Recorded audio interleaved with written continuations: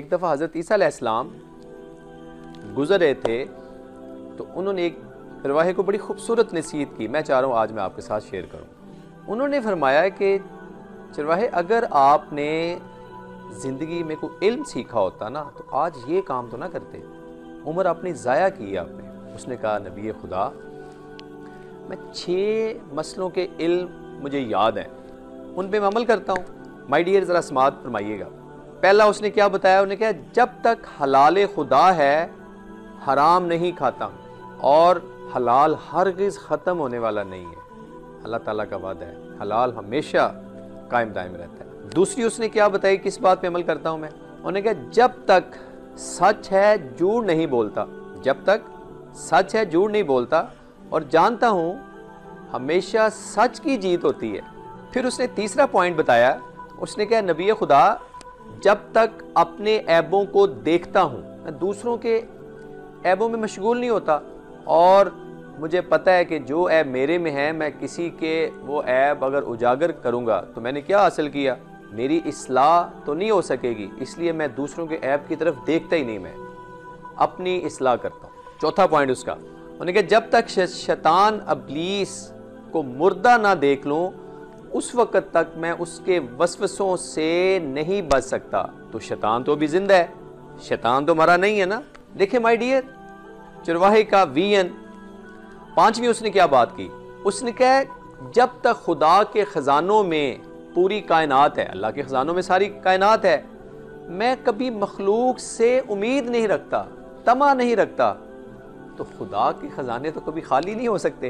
बड़ी खूबसूरत बात। छठी उसने जो कहते हैं, जो चीज़ें मैंने याद की उस पर अमल कर रहा हूँ। उसने कहा कि जब तक मैं अपने पाँव को बहिश्त में ना देख लूँ, खुदा ताला के अजाब से मैं अमन में नहीं हो सकता। तो अभी तक चूँकि मैंने बहिश्त नहीं देखी, इसलिए मैं खुदा के बताए हुए बनाए हुए कवानीन पे अमल करना बहुत ख्याल रखिएगा।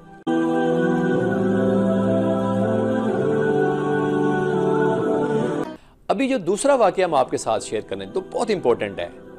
एक दफ़ा हज़रत इब्राहीम अलैहिस्सलाम ने देखा कि एक जानवर जिसको आधा हिस्सा उसका खुश्की में है, आधा तरी में है, मतलब पानी में है। आधे जानवर खुश्की खा रहे हैं, आधे जानवर वो खा रहे हैं। तो बारी ताला अब कैसे लोगों को, मुर्दों को कैसे जिंदा करेगा? तो कुरान की आयत है इसमें सूरह बकरा में कि क्या इब्राहिम आपको यकीन नहीं होगा? यकीन तो है, लेकिन मैं अपने इस आँख से देखना चाहता हूँ। तो अल्लाह ताला ने फरमाया कि अच्छा चलो ऐसे करो, 4 डिफरेंट परिंदे लो। वो परिंदों की मैं थोड़ी सी तफसील बताऊँगा अपने यंगस्टर्स के लिए, एक नॉलेज के लिए।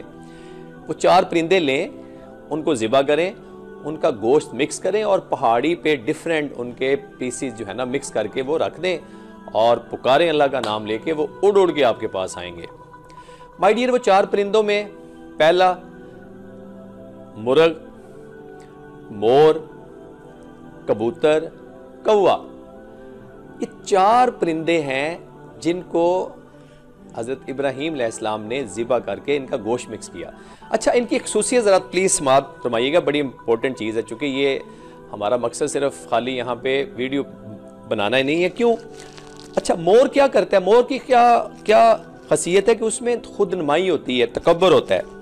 मुर्ग क्या होता है? मुर्ग के अंदर शदीद जिनसी ख्वाहिश होती है। कबूतर में लाहो लाहब खेल कूद का मज़र होता है, और कौवा लंबी चौड़ी आरजुएं और उम्मीदें लगाए रखते हैं। माय डियर, ये 4 परिंदे आप देखें, अभी हम इंसान क्या एज आ ह्यूमन बीइंग हम में वो चारों खसूसियात हमें नज़र नहीं आ रही? इस दौर में आ रही हैं। तो लिहाजा अल्लाह ने ये 4 परिंदे क्यों सिलेक्ट किए? चूँकि इनके अंदर ये खसूसियत थी, ये इनके मज़र थे। तो फिर जब वो परिंदे उनका जिनका गोश्त मिक्स किया था उड़ उड़ के जब चारों फिर जिंदा हो गए, तो ये अल्लाह ताला की तरफ से मौज़ा, और बाकी जो जिंदा लोग हैं उनके लिए एक मैसेज कि हम जो ये उम्मीद रखते हैं कि हम कब्र में जाएंगे, फिर हशर में, फिर यौम हिसाब होगा, फिर मैशर में इकट्ठे होंगे, और फिर अल्लाह ताला हमें जज़ा और सज़ा देगा। तो उम्मीद करता हूँ आज की ये छोटी सी एफर्ट उन मेरे यंगस्टर्स के लिए जो ये जानना चाहते हैं कि क्या होगा। तो ये हज़रत इब्राहीम अलैहिस्सलाम ने हमें दिखाने के लिए कि आने वाली कौमें, आने वाली उम्मतों को कैसे पता चले कि मुर्दों को जिंदा कैसे वो ज़ात करेगी। अपना बहुत ख्याल रखिएगा। माय डियर, बहुत सारे पेरेंट्स ने मैसेज करके पूछा मुझसे कि हमारा बच्चा बहुत ज़िद्दी है, चिड़चिड़ा है, बात नहीं मानता। तो मैंने सोचा कि इसके ऊपर एक छोटी सी वीडियो अपलोड करूं। अगर आपका बच्चा कोई काम करने से पहले आपकी निगाहों से छुप रहा है तो यकीन कीजिएगा इस बात की अलामत है कि आप बारोब बनने की कोशिश में इस चक्कर में है और उसको आप अपने आप से दूर कर रहे हैं। देखिए ना, ये पहला पॉइंट है। दूसरा पॉइंट क्या है कि अगर आपका बच्चा ज़रूरत से ज़्यादा शर्मीला है, सहमा हुआ रहता है, तो याद रखिएगा आप उसकी मासूम शरारतों से लुत्फ़अंदोज़ नहीं होना चाहते, उसको आप वक्त से पहले बड़ा देखना चाहते हैं। जिस तरह अक्सर वालिदैन कहते हैं यार बच्चे बड़ी जल्दी बड़े हो जाएं। माय डियर, ये बड़ा ख़तरनाक काम है। बच्चों को अपनी एज के साथ साथ बड़े होना चाहिए।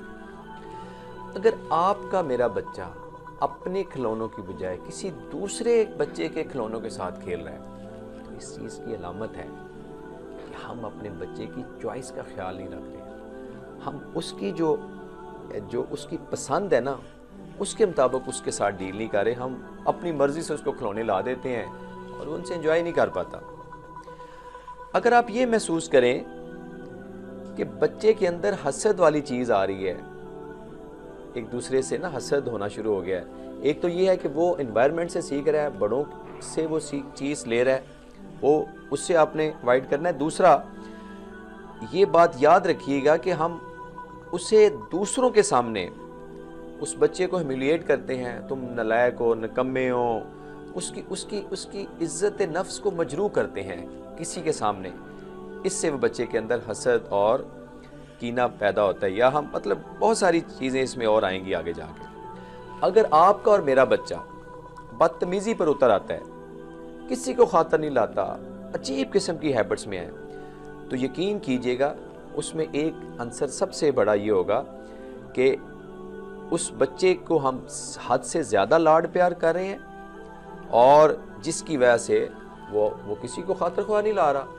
क्योंकि देखा ना आपने, कुछ बच्चों को हम वालिदैन मम्मी डैडी बना देते हैं, हर वक्त उनको लाड प्यार, वो छोटी सी हवा, गर्मी सर्दी से हम हर वक्त बचा के रखते हैं। वो बच्चा बिल्कुल फिर किसी को किसी खातर नहीं लाता। बड़ा इंपॉर्टेंट पॉइंट, नेक्स्ट पॉइंट। अगर मेरा और आपका बच्चे के अंदर चिड़चिड़ापन आ गया है, यकीन कीजिए इस बात की अलामत है कि उस बच्चे को प्रॉपर टाइम नहीं दिया जा रहा। अक्सर देखा ना, घरों में छोटे बहन भाई होते हैं, वालिदैन स्पेशली पेरेंट्स जो वालिदा है वो बाकी छोटे बच्चों को ज़्यादा टाइम देती हैं, ज़्यादा उनको, तो बड़े बच्चे जब नज़रअंदाज होते हैं तो ये उसमें बच्चों के अंदर अलामत होती है कि वो चिड़चिड़े हो जाते हैं। बहुत सारे यहाँ पॉइंट है, मैं सिर्फ शॉर्ट टाइम में एक आध और पॉइंट जिक्र करूँगा। अगर आपका मेरा बच्चा, अगर आपको ये पता चले कि वो झूठ बोलना शुरू हो गया है तो यकीन कीजिएगा हम उसकी छोटी छोटी गलतियों पे ज़्यादा डांट रहे हैं। जब हम बच्चे को ज़्यादा डांटेंगे तब भी बच्चा झूठ बोलेगा और इस किस्म की मतलब तनाव में आएगा। ठीक है, तो माय डियर, आखिरी पॉइंट मैं आपसे शेयर करना चाहता हूँ। जब बच्चे ज़हनी तनाव का शिकार हो जाते हैं, परेशान रहते हैं, तन्हा रहना चाहते हैं, वालिदैन से दूर रहना चाहते हैं, तो ये इस बात की अलामत है कि बच्चे की कोई कंपनी गलत हो रही है। बच्चा कहीं एडिक्शन में तो नहीं जा रहा, बच्चे के अंदर कहीं कोई और लोग तो इन्वॉल्व नहीं हो गए। माय डियर, मुझे और आपको अपने अल्लाह से दुआ करनी चाहिए कि या अल्लाह बच्चों को नेक औलाद तो बना, नेक बच्चे तो बना, लेकिन साथ साथ अपने लिए ज़रूर दुआ मांगें कि हमें अच्छे वालिदैन बनने की तौफीक दे। अपना बहुत ख्याल रखिए।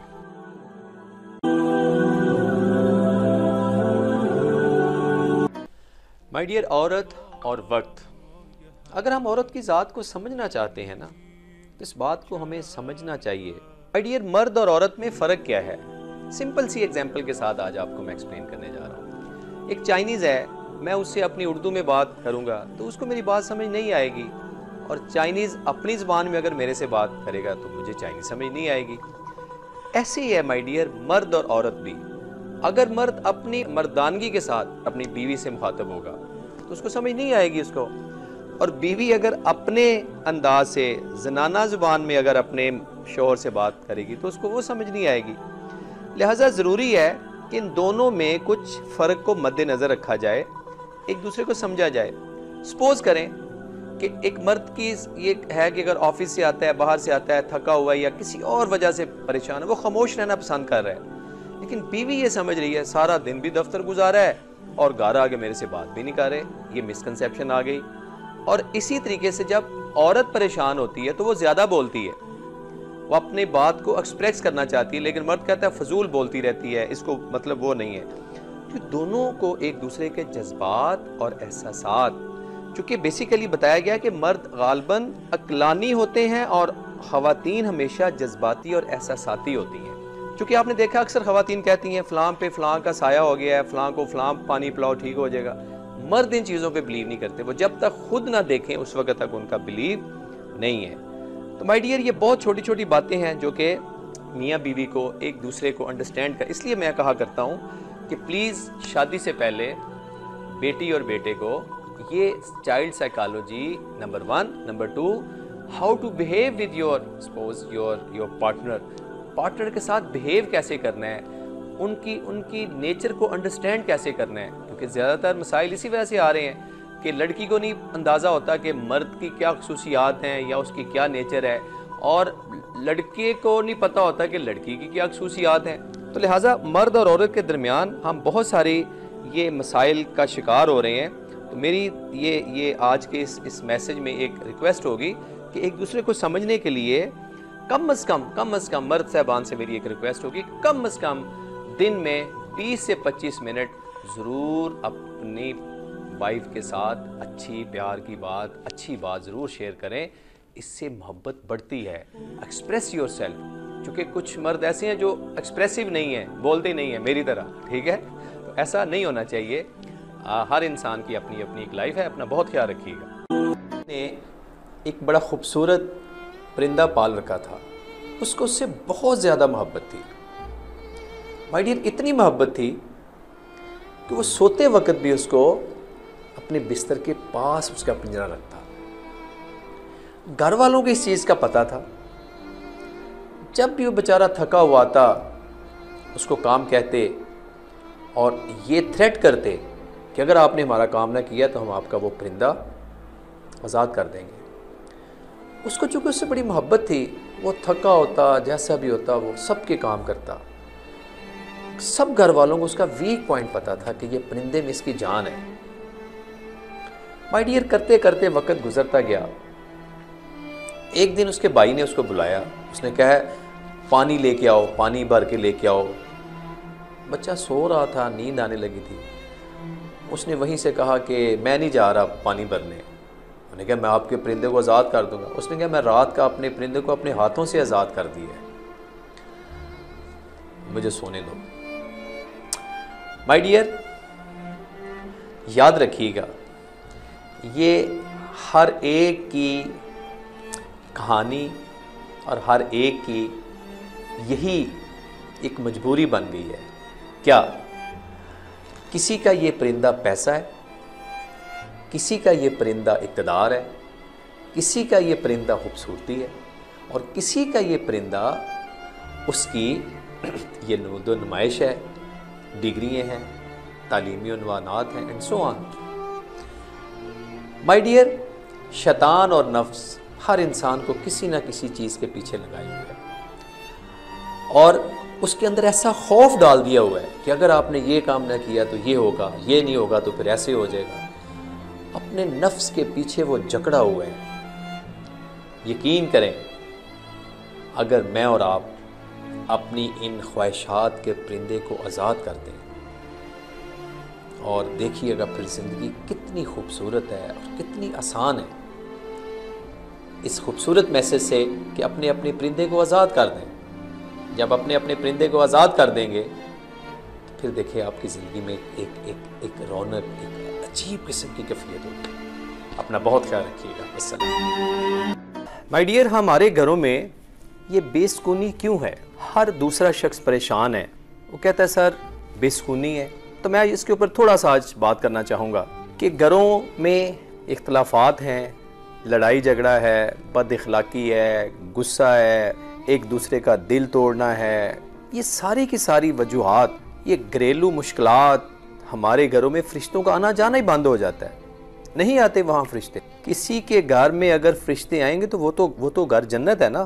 कुछ पॉइंट्स माय डियर आपके सामने रख रहा हूँ मैं, क्या क्या हम अपने घरों में एक्टिविटी करें कि हमारे घरों में बरकती आए, सुकून आए, एक दूसरे से मोहब्बत का जज्बा आए। माय डियर, सबसे पहले अव्वल वक्त में नमाज पढ़ने की आदत डालें। मैं और आप नमाज कज़ा ना होने दें हम, और कोई नजस चीज़ जो है उसको हम घर के अंदर ना रखें। हमने कुत्ते फलां चीज़ ये घरों के अंदर रखते हैं, तो ये जो निसुल ऐन है उस घर में फरिश्ते नहीं आ सकते। जब घरों में नजस चीज़ हम रखते हैं, क्या वहाँ अल्लाह के फरिश्ते आ सकते हैं? माय डियर, जब घरों के अंदर चीखो पुकार होगा, एक दूसरे के साथ शाउटिंग के साथ बात होगी, गाली गलोच होगा, उन घरों से फरिश्ते चले जाते हैं। और याद रखिएगा कि अपनी आँखों को, अपने कानों को, अपने पेट को हराम से बचाएं। माय डियर, ये बहुत ज़रूरी बात है कि जब तक हम इन चीज़ों को हराम से नहीं बचाएंगे, उस घर में बेसुकूनी रहेगी। पैसा बड़ा होगा, घर बड़ा ज़बरदस्त होगा, लेकिन उस घर में सुकून नहीं होगा। और एक बड़ी अहम बात करने जा रहा हूँ मैं, जब भी अपने घर में दाखिल हों और सलाम करें, ये सुन्नत भी है। बेशक घर में कोई मौजूद हो या ना हो, इसके लिए ज़रूरी नहीं है घर में मौजूद होना।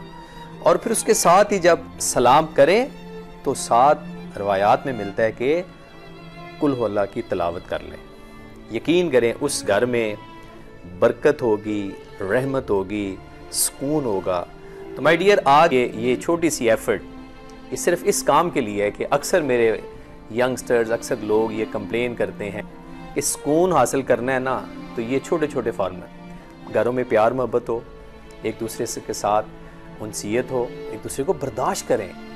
जब तक हम एक दूसरे को बर्दाश्त नहीं करें, क्योंकि ज़ाहिर है डिफरेंट थॉट के लोग घर में रह रहे हैं, तो हर एक के साथ उस तरीके से चलें जैसे वो उनका एक अपना, मतलब दूसरों को टॉलरेट करना सीखें। जब तक हम दूसरों को टॉलरेट करना नहीं सीखेंगे, हम कभी भी घरों के अंदर सुकून ला सकते हैं। अगर मेरी बात बुरी लगी हो तो माज़रत ख्वाह हूं, अपना बहुत ख्याल रखिएगा। माय डियर, आज की वीडियो मेरी बहनों के लिए, बेटियों के लिए, कि वो अपनी ससुराल में अपनी कैसे वैल्यू बनाएंगी। बड़े छोटे छोटे टिप्स हैं, प्लीज़ समाअत फरमाइएगा। अपनी एक ऐसी रूटीन बनाए कि जब भी आपका हस्बैंड घर आए तो उनसे कहें पहले अपनी मदर से जाके मिलें, उसके बाद फिर वो आपके पास आए। जब भी आप कहीं बाजार जाएं शॉपिंग के लिए, तो प्लीज़ अपनी सास के लिए, मदर इन लॉ के लिए कुछ ना कुछ छोटा सा गिफ्ट ज़रूर साथ लेके आएँ। वो किसी सूट की फॉर्म में हो सकता है, किसी और छोटी सी फॉर्म में, कोई भी एक छोटा सा गिफ्ट ज़रूर साथ मदर इन लॉ के लिए, अपनी सास के लिए ज़रूर लेके आएँ। आपने कहीं फंक्शन पे जाना है तो आप ऐसे करें, अपनी सिलेक्शन के 2 सूट निकालें और अपनी मदर इन लॉ से कहें कि आप बताएं इनमें से मैं कौन सा सूट पहनूं। तो अगर वो आप पे छोड़ देगी कि बेटा आपकी मर्जी है, आप जो सूट चाहे पहने, लेकिन अगर वो कहें तो ये पहने तो वो फिर पहन लें। माय डियर, जब भी आपका शोहर आपके साथ अच्छा सलूक करता है, और करता है, तो याद रखें अपनी सास की तारीफ करें को बेटे की, उसने कितनी अच्छी तरबियत की है, कि इतना खूबसूरत अंदाज है उसका बात करने का। आप कहीं बाहर जाने लगे हैं, गाड़ी पे जाने लगे हैं, तो प्लीज़ अपनी सास को फ्रंट सीट पे दरवाज़ा खोल के बिठाएं कि आप आगे बैठें, ये आपका राइट है, आपकी वजह से अल्लाह ताला ने हमें ये गाड़ी इनायत की है, सो ऑन। बहुत छोटी छोटी बातें हैं, सबको पता है, लेकिन मेरा मकसद सिर्फ यहाँ होता है टिप बताना। आपने घर खाना बनाने लगी हैं, पूछें मदर इन लॉ से कि आज क्या बनाएं, क्या पसंद है आपको, वो आप पे छोड़ देंगी, लेकिन फिर भी अगर वो चीज़ कहें तो उसकी चॉइस की पका लें। छोटी छोटी बातें हैं। कभी भी किसी के सामने, अपने रिश्तेदारों के सामने, कहीं भी अपनी सास की, अपने हस्बैंड की, अपनी किसी भी घर के फ़र्द की जहाँ पे आप रह रही हैं, उनकी कहते हैं गीबत, ये गीबत में आ जाता है कि उनकी कभी भी बुराई ना बयान करें। यकीन करें, इस बुराई बयान करने से घर उजड़ते देखे हैं, उजड़ जाते हैं वो घर।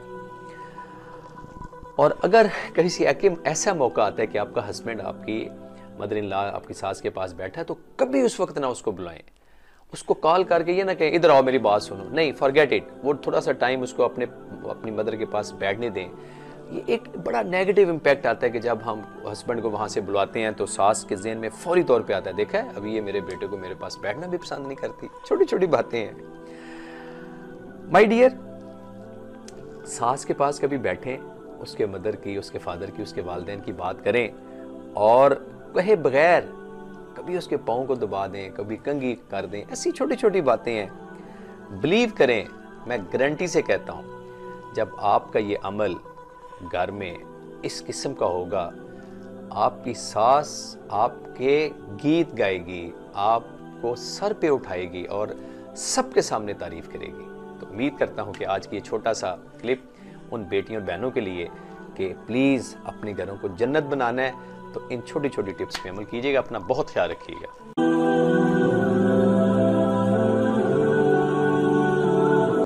अतुल्ला बेजे साहब का बहुत बड़ा नाम, बहुत बड़े इंसान, अल्लाह ताला उनको बरी के रहमत करे। बड़े खूबसूरत अल्फाज में मियाँ बीवी का घरेलू अमूर में मुकम्मल तौर पे हम आहंग होना, मुकम्मल तौर पे एक दूसरे के साथ एडजस्ट होना नामुमकिन है, क्योंकि दोनों की नेचर डिफरेंट है ना। अगर खातून ये चाहती है कि मर्द के साथ कभी भी उसका झगड़ा ना हो, इख्तलाफ हो ही ना, और मर्द ये तमन्ना करे कि बीवी के साथ मेरा कभी भी कोई मुखालफत, कोई ऐसा क्लैश ना बने, तो देखें कोई भी मासूम नहीं है, इंसान है, इंसानों से गलतियाँ होती हैं। तो उन्होंने बड़ा अच्छा एक फार्मूला बताया अतुल्ला बेजे साहब ने। उन्होंने कहा हम अगर ये चाहते हैं कि घर का माहौल पुरसुकून रहे तो हमें सब्र, इस्तिकामत से काम लेना होगा। एक दूसरे की गलतियों को हमने चश्म पोशी करनी होगी। जिस तरह वो सत्तारुल अय्यूब है, हमारी छोटी छोटी गलतियों को वो छुपा के रखता है, हमें भी एक दूसरे की पर्दा पोशी करके इस्तिकामत के साथ, सब्र के साथ चलना चाहिए, ताकि घर एक जन्नत बने। अपना बहुत ख्याल रखिए।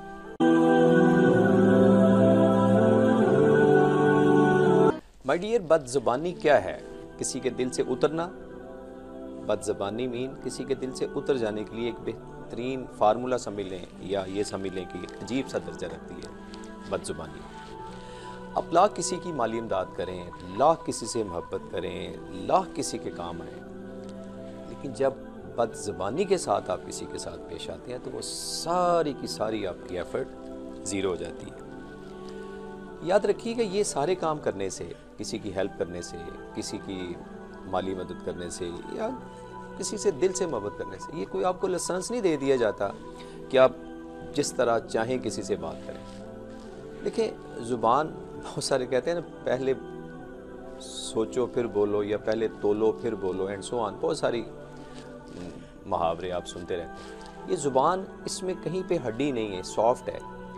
जितना ये सॉफ्ट बोलेगी उतनी आपकी वैल्यू होगी। मैं इसकी कुछ एग्जांपलों के साथ आप बच्चे को जब डांटते हैं, शाउट करते हैं, तो ज़ाहिर है बच्चे का रिएक्शन तो वैसा नहीं होता, लेकिन आप बच्चे के दिल से उतर जाएंगे। ये बात याद रखिएगा।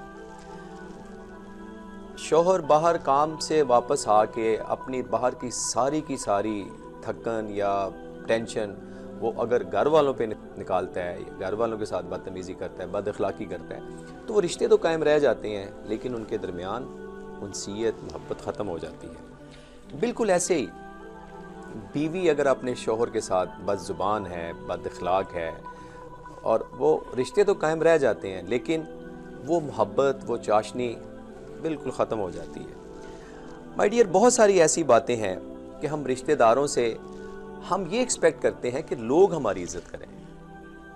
ठीक है, ये हो नहीं सकता कि मैं अपनी बदज़ुबानी की वजह से लोगों से ये एक्सपेक्ट करूं कि लोग मेरी रिस्पेक्ट करें और मैं किसी के साथ बदज़ुबानी से, बद अखलाकी से बात करूं। दिस इज़ नॉट पॉसिबल, ये नहीं हो सकता।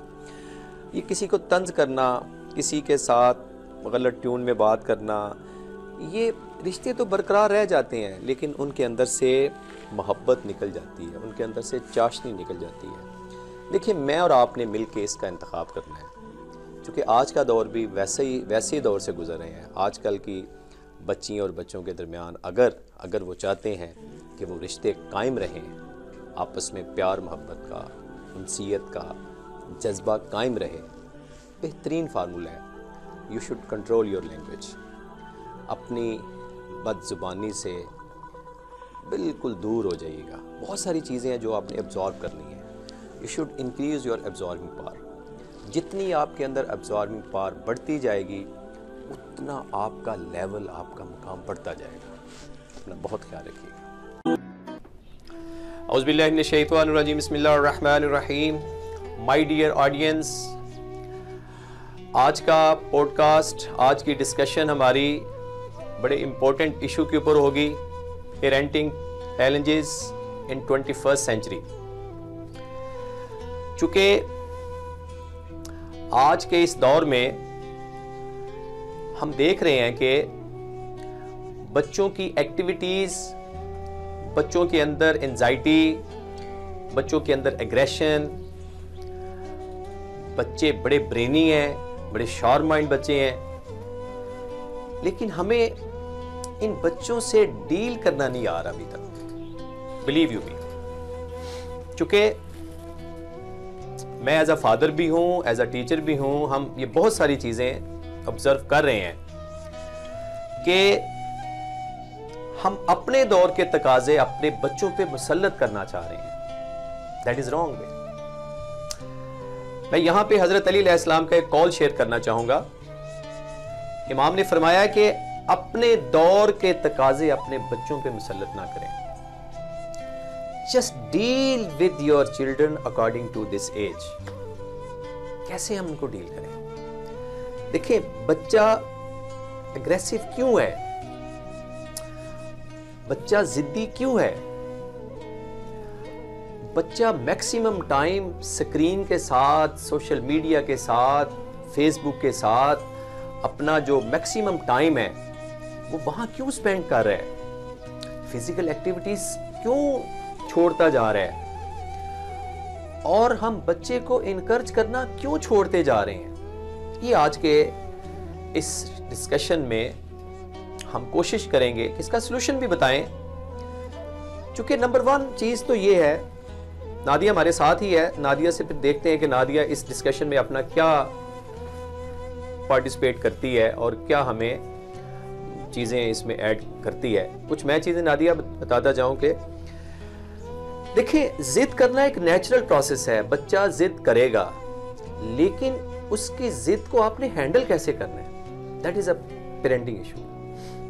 बच्चा जिद कर रहा है, पहले ये देखो बच्चा जिद करने के पीछे इसके लॉजिक क्या है। आपने उसको फौरी तौर पे डांट के, आपने उसको फौरी तौर पे डिप्रेस नहीं कर देना कि वो बच्चा जिद कर रहा है तो खबरदार आइंदा जिद की तो आपने ये कर देंगे, वो कर देंगे। कुछ पेरेंट्स तो बच्चों को मारना शुरू हो जाते हैं। सर, ये भी देखना चाहिए कि वो जिद किस बात पे कर रहा है, कि क्या वो चीज़ उसकी ज़रूरत की है भी या नहीं है।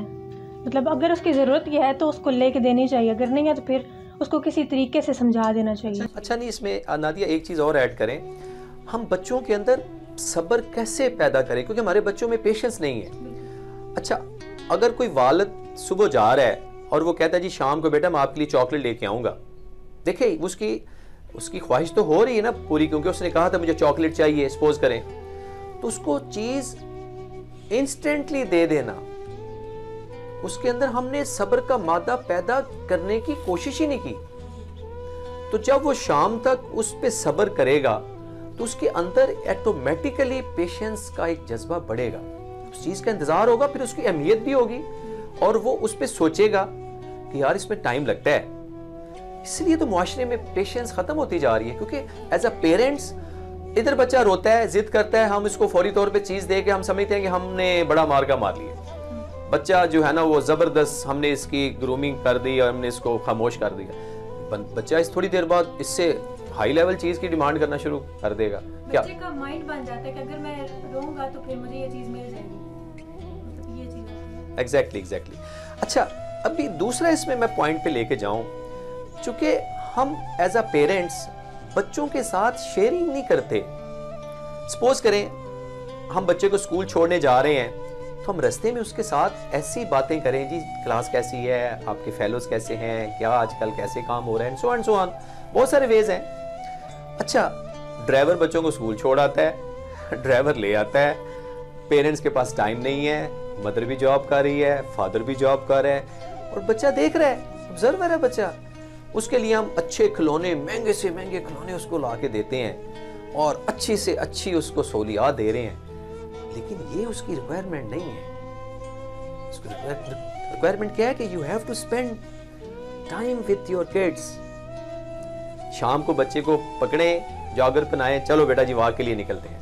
ये फादर का बड़ा रोल है। देखे ना, मदर का रोल अपनी जगह पे है।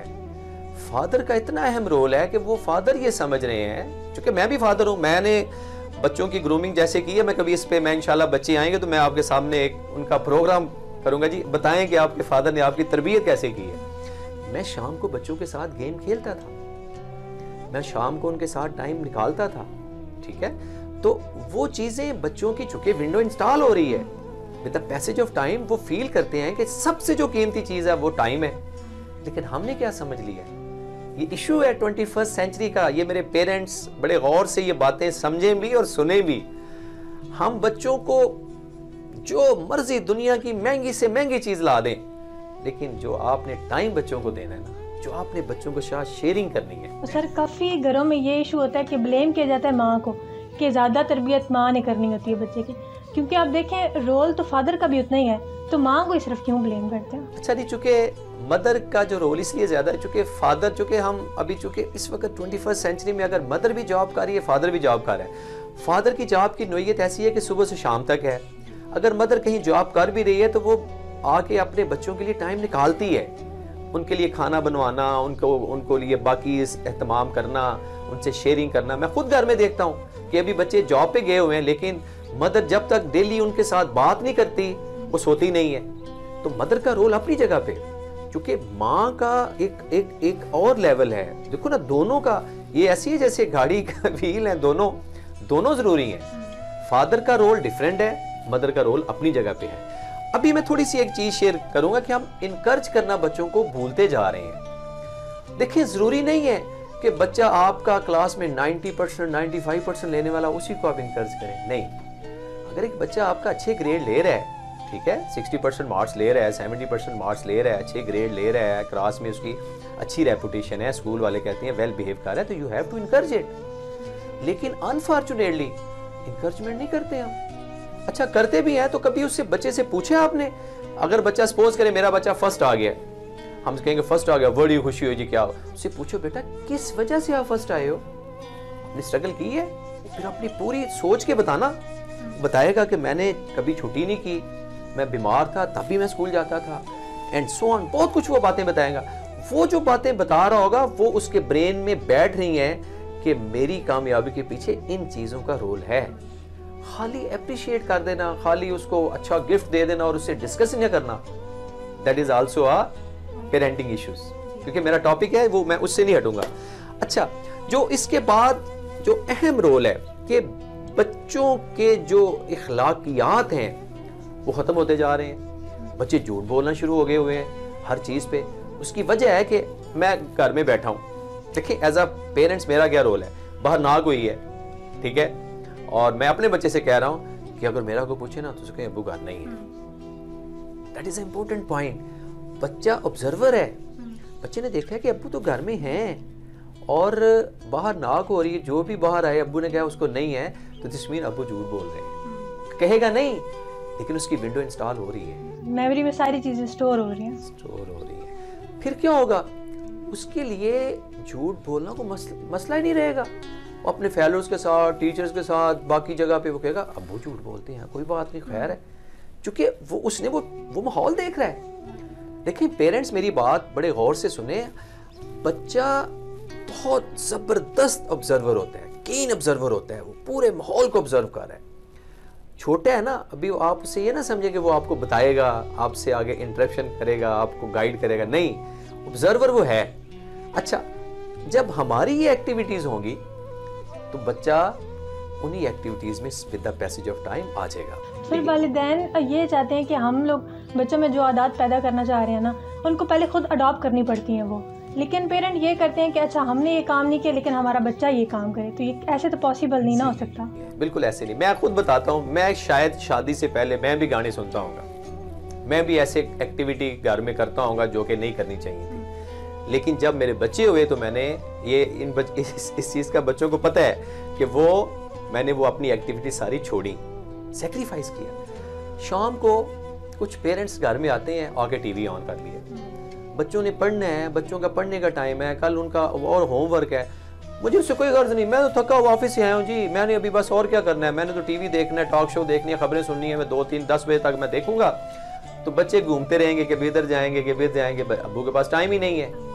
तो लिहाजा ये छोटी छोटी बातें हैं जो कि बच्चे के अंदर इंस्टॉल हो रही हैं। अच्छा, मैंने अभी क्या करना है, अभी चूंकि हम बच्चे के ऊपर शाउट करते हैं, बच्चे के ऊपर हम ऐसी आवाज निकाल देते हैं कि बच्चा उसमें डिप्रेस हो जाता है। जो मैंने थोड़ा माइंड साइंस में पढ़ा है, सुना है, वो कहते हैं कि 50 to 60% आपकी बॉडी लैंग्वेज काउंट होती है कि आपके एक्शंस क्या हैं बच्चे के ऊपर जो इम्पैक्ट डालते हैं। ओनली 7-8% और 10% सिर्फ आपके वर्ड काम आते हैं जो हम शाउट करके बोल रहे होते हैं। और जब हम शाउट करके बोल रहे होते हैं तो हम अपने 5 सेंसेस को खो बैठते हैं। हमें ये नहीं पता होता कि हम उस स्टेज में या उस लेवल पे आके हम बच्चे से क्या कह रहे हैं, बच्चे को डांट कैसे रहे हैं, और उम्मीद ये रख रहे हैं कि बच्चा मेरी बात सुन रहा है। बच्चा कोई नहीं सुन रहा, इग्नोर कर रहा है। लिहाजा मैं आज का ये शॉर्ट टाइम में जो आज हमारी डिस्कशन है, मैं इसका कंक्लूजन देना चाह रहा हूँ। मेरी रिक्वेस्ट है इन पेरेंट्स से, इंक्लूडिंग मी, क्योंकि मैं अभी स्टेज से गुजर चुका हूँ, मेरे बच्चे माशाल्लाह अभी बड़े हैं, और उम्मीद है कि अल्लाह ताला सबके बच्चों को अच्छा ब्रॉटअप दे और उनकी अच्छी तरबियत करें। उनको टाइम दें, बच्चों के साथ फिजिकल एक्टिविटीज़ में उनको लेके आएँ। बच्चों के साथ जब आप शाम को वॉक के लिए निकलेंगे, बच्चों के साथ थोड़ा टाइम देंगे, शाम को उनको टाइम देंगे, कोई ना कोई उनके साथ फिजिकल एक्सर्शन, फिजिकल एक्टिविटीज़ उनके साथ आप अटैच होंगे, उनके अंदर कॉन्फिडेंस बिल्डअप होगा। बातों बातों में आप उनको अच्छे अच्छे अंबिया की स्टोरी सुनाएं, लोगों की जो स्कॉलर लोग हैं, जो बड़े वेल रिनोड लोग हैं, उनकी स्टोरी सुनाएं उनको। वो स्लो एंड स्टडी आप देखेंगे कि with the passage of time आपके बच्चे में चेंज आना शुरू हो जाएगी। सर अक्सर बच्चे ना डर की वजह से भी बातें शेयर करना छोड़ देते हैं। उसकी वजह है कि डिस्टेंसेस है बहुत ज्यादा ना। पेरेंट्स से बच्चे ने कभी आज तक कभी पेरेंट्स से कभी पूछे कि बच्चे का बोसा लिया हुआ कितना अरसा हो गया, कहते हैं नहीं यार बड़ा ही अरसा हो गया, कभी बच्चे हमारे पास ही नहीं आते। तो दिस मीन्स के मेरी रिक्वेस्ट है कि पेरेंट्स के साथ फ्रेंडली एटीट्यूड रखें, बच्चों के साथ जितना आप क्लोज, क्योंकि बच्चा बाहर से अगर आप फ्रेंडली नहीं होंगे, नादिया मैं गारंटी से कहता हूं कि बच्चा बाहर से अच्छी बुरी आदत अपने अंदर अडॉप्ट कर रहे हैं। जब आप उनके साथ फ्रेंडली होंगे, बच्चा आपके साथ शेयर करेगा। जब बच्चा शेयर करेगा तो फिर बहुत सारी प्रॉब्लम आपकी सॉल्व होंगी। और ये जो सोसाइटी में नजर आ रहा है ना, एग्रेशन, कत्ल, झूठ, फ्रेब, लड़ाई एंड सो ऑन, चूंकि बच्चे वो सारी चीजें चूंकि घर में देख रहे हैं, घर में अगर हम माहौल ऐसा है कि हम गाली गलौज देना कोई मसला ही नहीं है, आपस में लड़ना, मियां बीवी आपस में लड़ रहे हैं, तो बच्चा देख रहा है, वो कहता है लड़ना तो बड़ा मजेदार काम है। तो लिहाजा मेरी पेरेंट्स से रिक्वेस्ट है कि अपना लाइफस्टाइल बदलें, अपने बच्चे की अगर तरबियत, देखो बच्चों की तरबियत ऐसे नहीं कहा गया कि वाजिब है, हमारे इस्लाम में तो वाजिब है, बाकियों में भी है, लेकिन हम तो अपने दीन इस्लाम की बात करेंगे। एक बड़ा खूबसूरत मैं बस वाकया शेयर करता जाऊं, उसके बाद हम आज का ये, एक शख्स मिला, उसने कहा यार मेरा कोई भी काम जो है ना वो टाइम पे नहीं होता, ना मैं टाइम पे स्कूल पहुंच सकता हूँ, कॉलेज पहुंच सकता हूँ, ना मैं को काम को शुरू करता हूँ वो लेट होता है, सो मेरा कोई भी काम वक्त पे नहीं होता। तो बुजुर्ग बड़े समझदार थे, उन्होंने कहा पुत्र कभी नमाज टाइम ना पढ़ी है? नहीं। तो कहता जब आपने अपने अल्लाह के आगे सजदा रेस टाइम पे नहीं होते तो फिर आपकी जिंदगी के सारे काम कैसे टाइम पे हो सकते हैं। तो उम्मीद करते हैं जी आज का ये छोटा सा डिस्कशन, हमारी छोटी सी हमारी ये कोशिश बड़ी ज़बरदस्त है। ये इंशाल्लाह हम इसको स्टेप बाय स्टेप आगे लेके चलेंगे। हम बताएंगे कि बच्चों के अंदर आपने सब्र कैसे क्रिएट करना है, बच्चों की ग्रूमिंग कैसे करनी है। ये आज उसका पहला स्टेप है, पेरेंटिंग चैलेंजिंग इन 21st सेंचुरी, क्योंकि हम 21st सेंचुरी से गुजर रहे हैं। हमने अपने बच्चों का ब्रॉटअप, उनकी तरबियत इस सेंचुरी के मुताबिक करनी है। तो अपना बहुत ख्याल रखिएगा।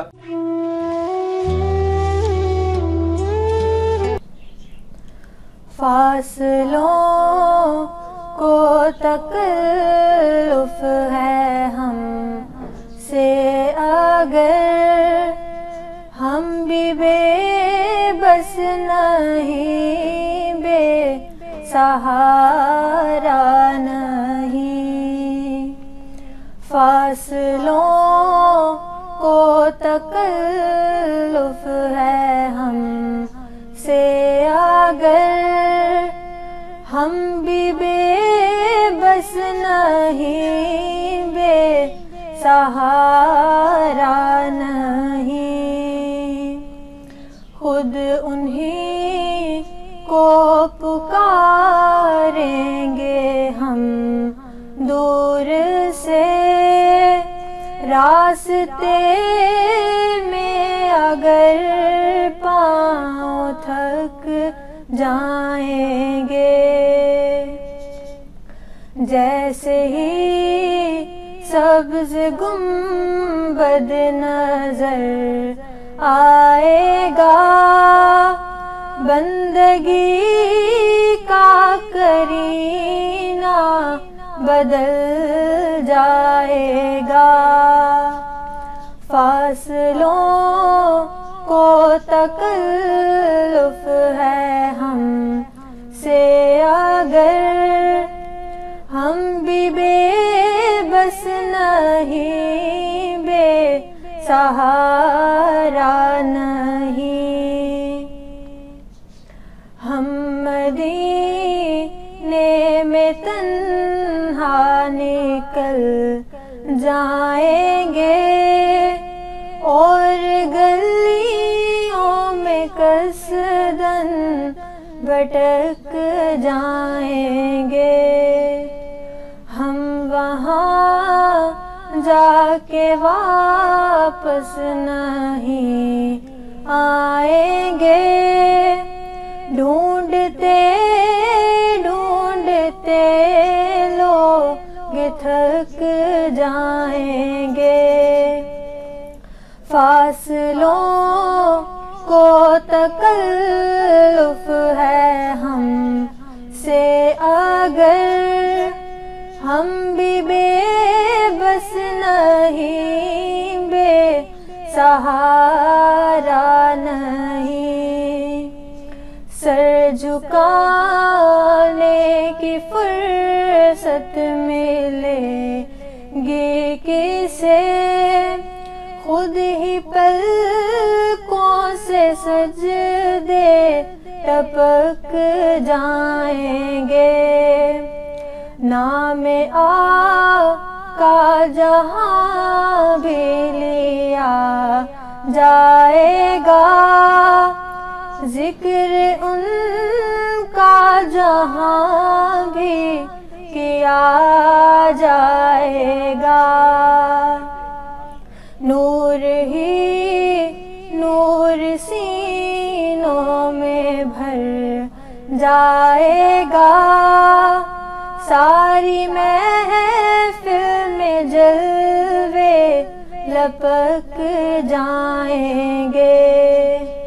फासलों को तकल्लुफ़ है हम से अगर हम भी बेबस नहीं, बेसहारा नहीं।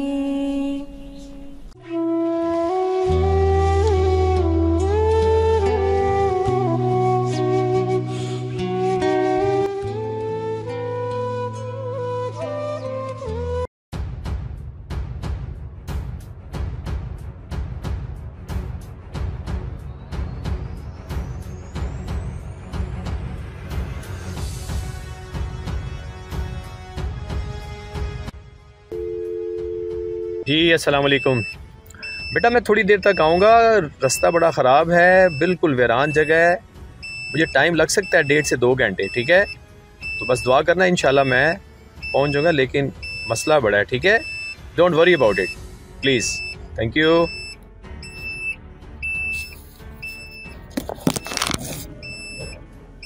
बहुत रात हो गई है, बड़ा मसला है।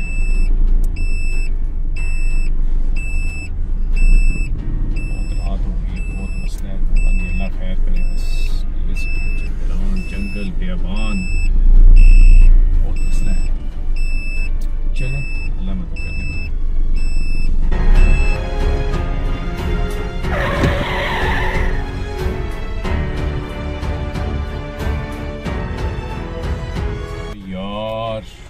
को क्या हो गया रात के टाइम? अच्छी भली तो थी यार, इसमें कोई मसला तो नहीं था, अचानक पता नहीं क्यों बंद हो गई है। या अल्लाह, क्या करूं यार इस वक्त में? इतना यार सुनसान इलाका है कि मैं क्या करूं? नीचे उतरूं, क्या देखूं? इसके सारे पार्ट्स मैंने, ऑयल भी चेक किया था मैंने, इसका सारा रेडिएटर का पानी भी चेक किया।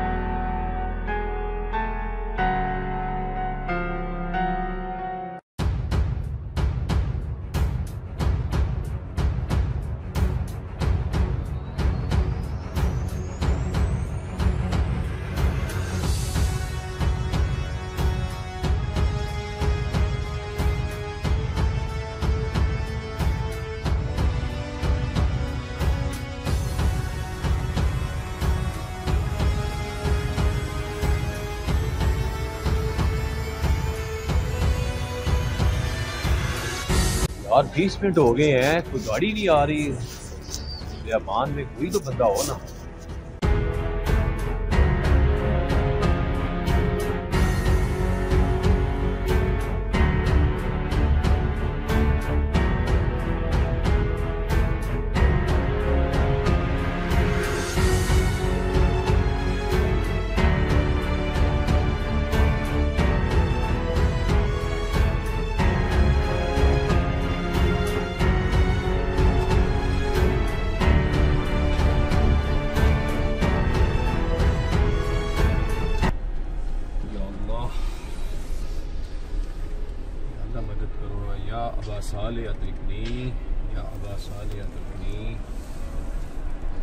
अल्लाहुम्मा कुल्ली वलीकल हुज्जत इब्नुल हसन सलवातुका अलैहि व अला आबाई फी हाज़िहि सात व फी कुल्ली सात वलिय्यन व हाफ़िज़ क़ाइदन व नासिर व दलीलन व ईना ला तुस्किनहु अर्ज़क़तहु व तुमत्तिअहु फ़ीहा तवीला। या अल्लाह मदद कर हक़ मुहम्मद व आले मुहम्मद या बासालिल फितनी या मस्ऊदी या अल्लाह मदद कर।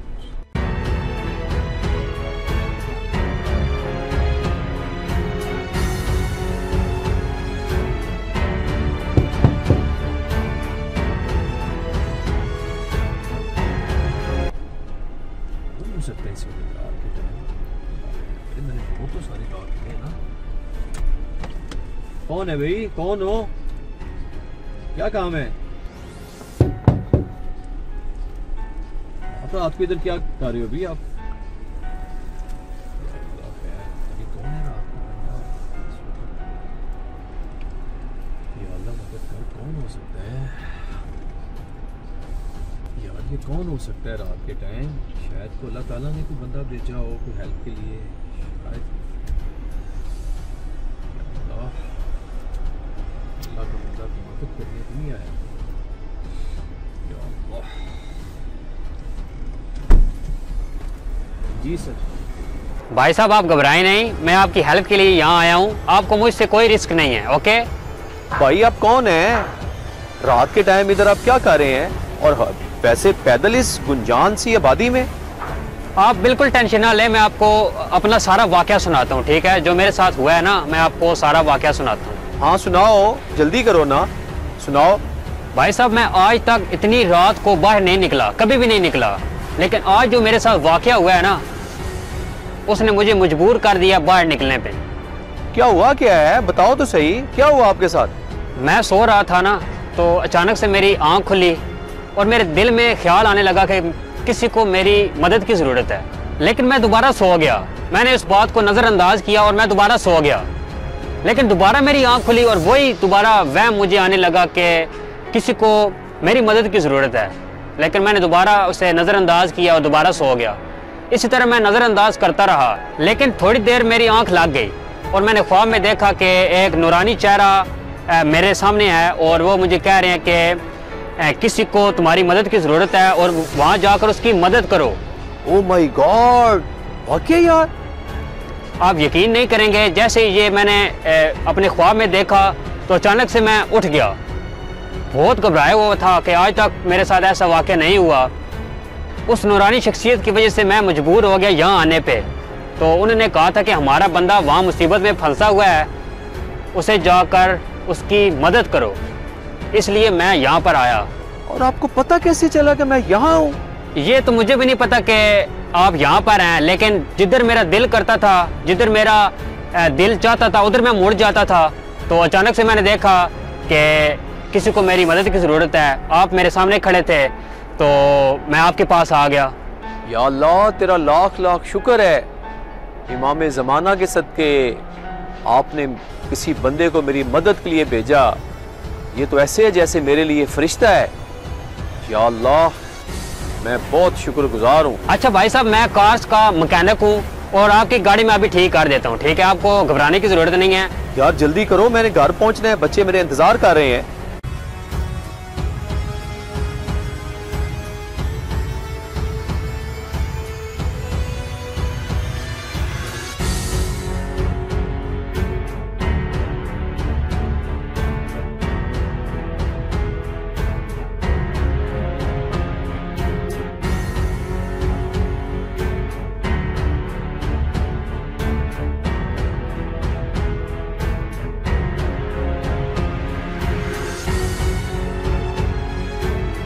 एक्चुअली भाई साहब आपकी रेस की तार उतरी हुई थी, बस मैं लगा देता हूँ, इंशाल्लाह सेट हो जाएगा सब। अच्छा यार ये प्रॉब्लम थी। ओ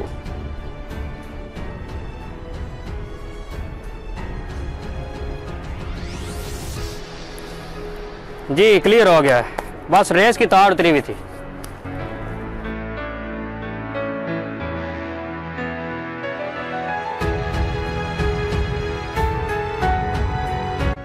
जी अभी आप स्टार्ट करके देखें होती है ये नहीं, ठीक है स्टार्ट करें।